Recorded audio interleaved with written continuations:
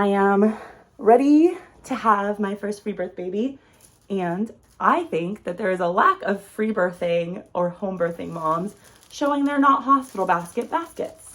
So here's my what I'm not bringing to the hospital basket. If you are a mom, you see the like hospital bags all the time, and it's always like stuff you have to bring to the hospital. So here's mine.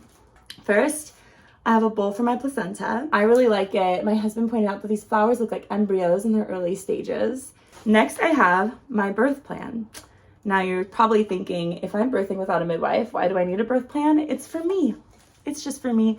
I had my husband read it, but honestly, the more I have him read it, the more I realize like, it's really not in his authority. He's not my midwife. I'm my own midwife. And so he knows what I like. And I do have it in here, a couple things like bring me water.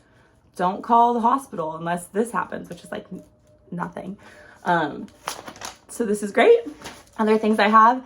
Now this is stupid, but I have a bunch of coconut waters in here because I don't trust myself to be stocked up on coconut water because I drink them all the time. So electrolytes really important, and I actually really like this brand. This is my favorite. Field Day's great. Next, now this is funny because there's not a lot in here because the reality is you don't need a lot for birth. Now stuff I couldn't fit in here, like I do have a yoga ball and a birthing pool. The birthing pool I may or may not use. I just think it's nice to have because I love water. I have beeswax candles, mostly for the vibe because again, you want to protect your hormones and your, the hormonal play in birth. And so bringing yourself to a total place of peace and serenity is important. Also, I might want to burn my cord, which is a really common thing that a lot of people do when they don't have medicalized people standing over them, but it's probably just for fun aesthetics. Birthing combs.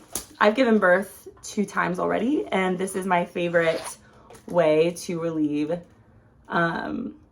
sensational, like overwhelming sensations. So when I have something close to pain and I squeeze on this is a really common tool. If you don't know what it is, it just redirects some of that pain to a different place. And so if you find contractions or sensations to be painful or maybe just overwhelming, this is a fun way to bring some of that energy to a different place. I have 2 birthing combs because I like to hold them in both hands. And then I also have some herbs. I studied herbalism. I love herbalism. These 2 herbs in particular are really good for the off chance that you bleed after birth more than you think you ought to. It's Angelica and Shepherd's Purse. One is used if the placenta is still inside of you, and one is used when it's not inside of you. I fully anticipate not needing these. This is like emergency. This is my Pitocin, I guess. Like, probably not going to need these, but peace of mind is really important in a birth where you're in charge of yourself. So I have them.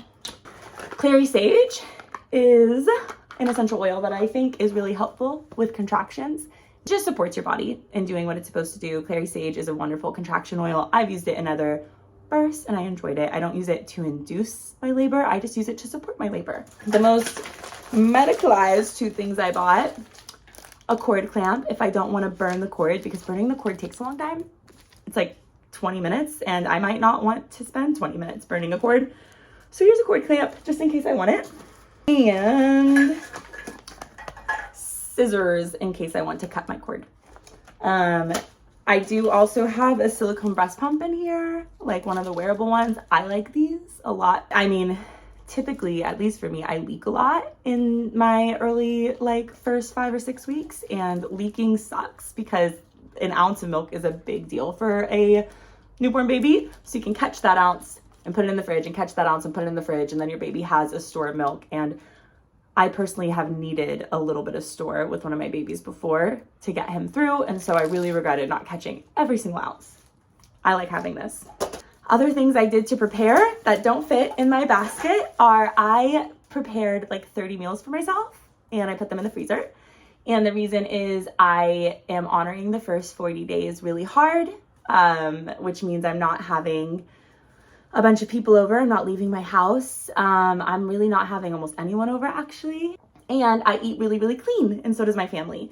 And so I prepped a bunch of meals so I don't have to rely on a meal train, and I don't have to specify our allergies and our preferences. We just get to have the most nourishing and our favorite foods in the house. And honestly, that was a really fun way to like pour into my pregnancy and have something to do anyway. So I have my meals prepped, I have my birth pool, my yoga ball, and my basket. I don't think you need any of these to free birth.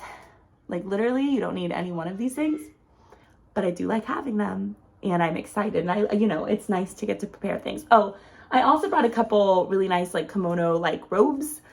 I got them used. They're not like, I guess like really nice is subjective.